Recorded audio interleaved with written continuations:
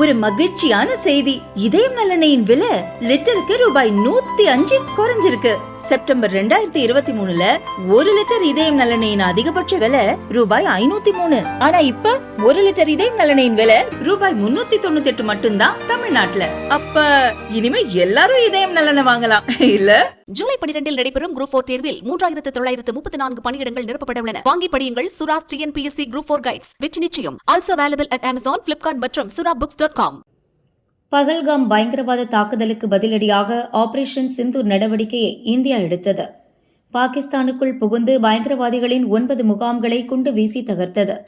இதை தாங்கிக் கொள்ள முடியாத பாகிஸ்தான் நேற்று முன்தினம் இரவே இந்தியாவின் 15 நகரங்களை குறிவைத்து ட்ரோன் ஏவுகணை தாக்குதலை நடத்தியது. சின்ன சேதாரம் கூட இல்லாமல் அதை இந்தியா முறியடித்தது. அதோடு நிற்கவில்லை. சூட்டோடு சூடாக பாகிஸ்தானுக்கு பதிலடி கொடுத்தது.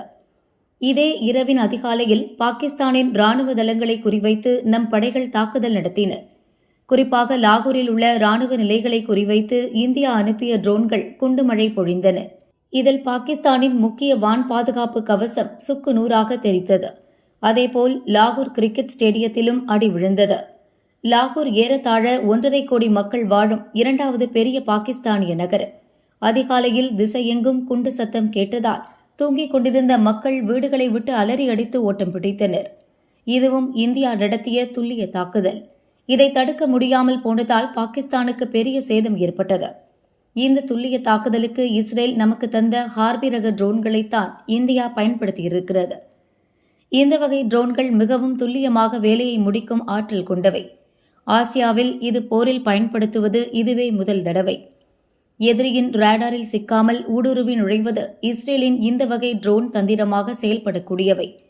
இதேபோல் இலக்கை தேடி பிடித்து தேவைப்பட்டால் வானில் காத்திருந்து தகுந்த நேரத்தில் தாக்கி தகர்க்கக்கூடிய சக்தியும் இதற்கு உண்டு.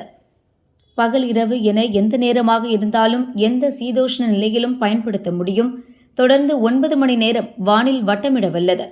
எனவேதான் இந்தியா நடத்திய தாக்குதலில் பாகிஸ்தானுக்கு பெருத்த சேதம் ஏற்பட்டுள்ளது. இதை தாங்கிக் கொள்ள முடியாமல் தான் பதிலடி என்ற பெயரில் நேற்று இரவும் இந்தியா மீது தாக்குதல் நடத்தியது. ஆனால் அதையும் நம் வீரர்கள் முற்றிலும் முறியடித்ததால் பாகிஸ்தான் இடிந்து போய் நிற்கிறது.